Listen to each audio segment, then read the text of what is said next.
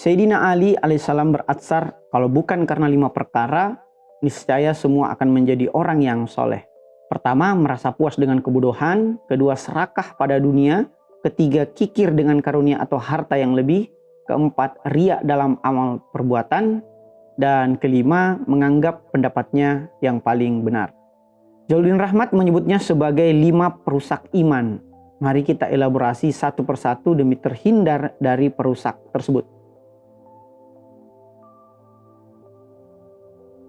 Puas artinya merasa keinginannya telah terpenuhi. Sementara bodoh adalah tidak adanya pengetahuan yang benar terhadap suatu hal. Sehingga puas dengan kebodohan dapat didefinisikan sebagai penolakan terhadap pengetahuan yang benar karena merasa telah mengetahui kebenaran tersebut. Para psikolog menyebutnya sebagai gejala Dunning-Kruger effect. Bahwa semakin bodoh seseorang justru ia merasa paling tahu terhadap sesuatu. Rasulullah SAW bersabda, ilmu terdiri dari 3 tingkat. Tingkat pertama membuat kita merasa tahu. Tingkat kedua membuat kita merasa bijak. Sementara tingkat tertinggi atau tingkat ketiga membuat kita merasa bahwa kita sebenarnya tidak mengetahui apa-apa. Dengan kata lain, pembelajar sejati adalah ia yang merasa bodoh. Sementara puncak kebodohan adalah ia yang merasa pintar. Dalam Atsar Sayyidina Ali karramallahu wajhahu disebutkan bahwa puncak kebodohan adalah bangga dengan kebodohannya sendiri. Inilah kebodohan ganda. Tidak tahu bahwa dirinya tidak tahu. Di resensi institut kami meyakini suatu hukum bahwa semakin sedikit resensi buku Anda, maka semakin banyak Anda bicara. Puas dengan kebodohan adalah kejahatan pertama yang dilakukan oleh makhluk. Dalam hal ini pembangkangan iblis yang menolak perintah Allah Subhanahu wa taala untuk bersujud kepada Adam. Rakus artinya ingin memiliki sesuatu di luar dari kebutuhannya, sementara akar kerakusan adalah kecintaan terhadap dunia. Kerakusan terhadap dunia menjadi begitu menghinakan lagi dikarenakan objek yang ingin dikumpulkan adalah hal-hal yang sifatnya duniawi. Padahal hal-hal duniawi seperti harta, tahta, dan syahwat duniawi lainnya hanyalah sementara dan tidak akan dibawa ke alam barzah maupun alam akhirat. Rakus atau asyuh lebih berat dari kikir.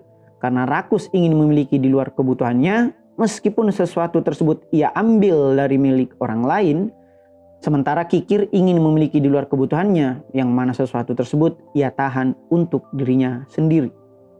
Menurut riwayat, Adam dan Hawa juga rakus sehingga ia memakan buah terlarang. Namun yang perlu dipahami lebih dalam adalah apakah larangan untuk memakan buah terlarang dikarenakan hakikat buah terlarang tersebut sama dengan hakikat dunia yang sementara ini? Jika sama dengan hakikat dunia, maka kerakusan Adam dan Hawa dalam memakan buah terlarang adalah kejahatan kedua yang dilakukan makhluk setelah kejahatan iblis. Jika iblis menentang perintah, sementara Adam dan Hawa melakukan larangan. Hanya saja di surga Adam dan Hawa belum mengemban syariat, sehingga perilaku mereka bukanlah dosa, melainkan kehilafan.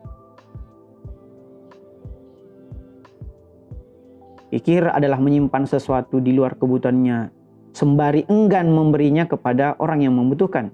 Baik kikir maupun rakus disebabkan oleh zero empathy atau kekosongan empati.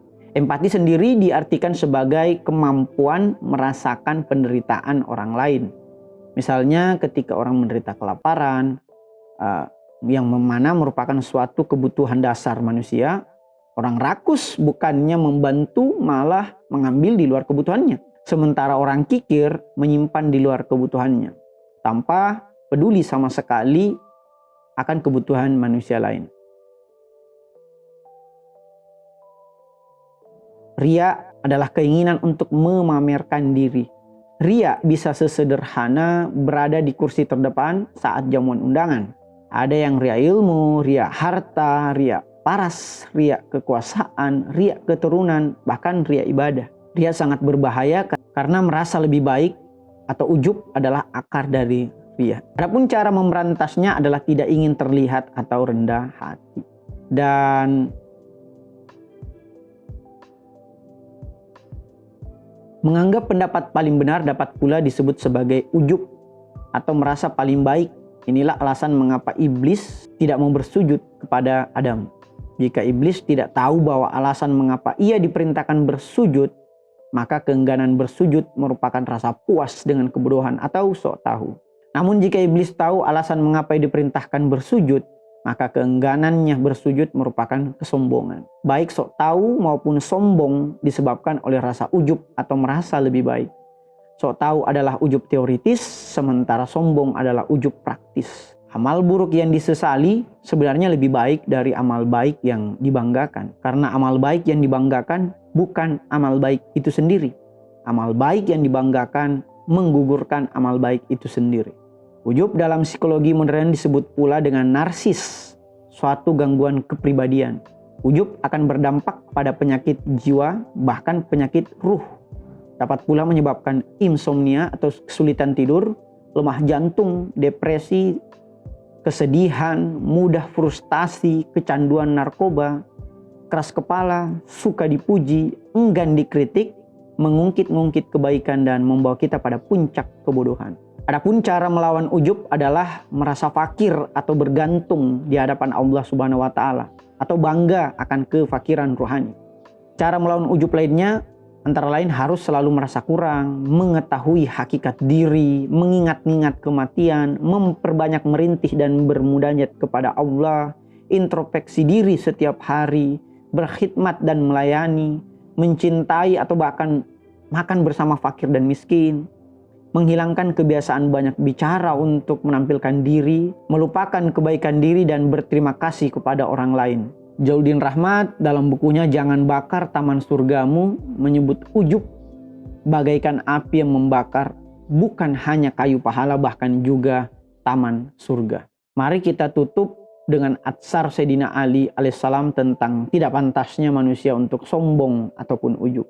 Mengapa manusia bisa sombong padahal ia bermula dari sperma, hidup membawa kotoran dan berakhir menjadi bangkai?